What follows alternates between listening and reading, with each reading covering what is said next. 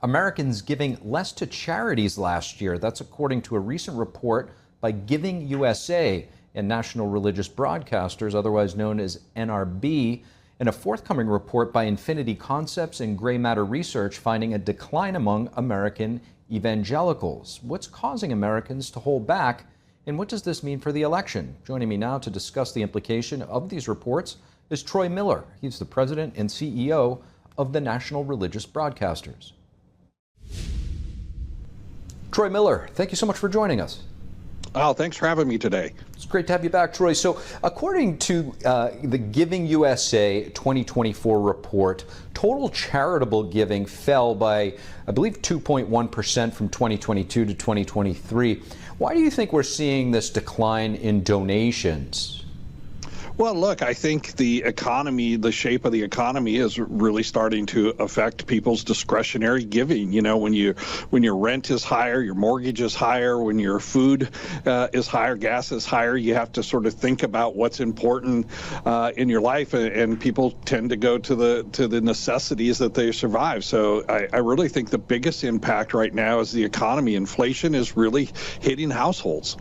To your point, Home Depot CEO saying that the lack in home additions and repairs is due to the economy, potentially. The report that we just mentioned also says that about 16% of donors said they will be giving less in 2024 due to the election.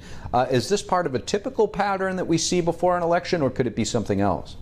We do see giving go down, charitable giving in the church go down during the election cycle. People are concerned with policies that are going to be set, but 16% is higher than the average. We normally see it go down somewhere between 7 and 10%. So this is a little bit higher, and so I think you've got the political cycle on top of the economy, and that's really hurting charities right now.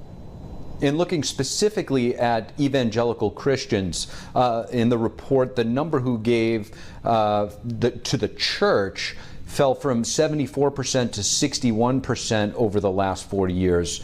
What are you reading into this? What are some of the factors that could be behind this decline? Well, that decline, I think, has a lot to do with some of the factors just behind the direction of the culture in general. So you match that up with the American Bible Societies, that there are less people reading their Bibles today, less people are attending churches today on an average basis of just one time a week. And so those two things together, along with just a society that's really pushing a secular message, I think that's hurting the churches and hurting giving to the churches. Americans are divided on whether Trump or Harris will help the economy and make life more affordable. How much of the election do you think will come down to the economy, and what do you see as the most effective message for either side? Well, I do think that the economy is going to be one of the top issues that people are concerned with. I mean, from pastors that I talk to and ministry leaders around the country, that's the number one thing they're hearing from their audiences out there is it's all about the economy. So policies are going to play a key role in that.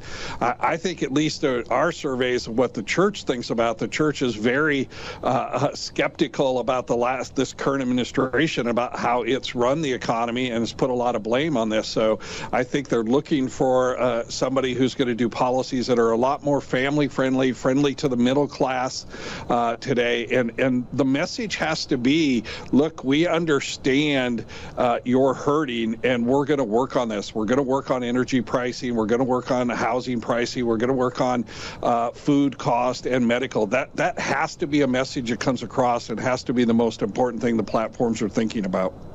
Troy Miller, really appreciate you joining us. Thank you. Thanks for having me.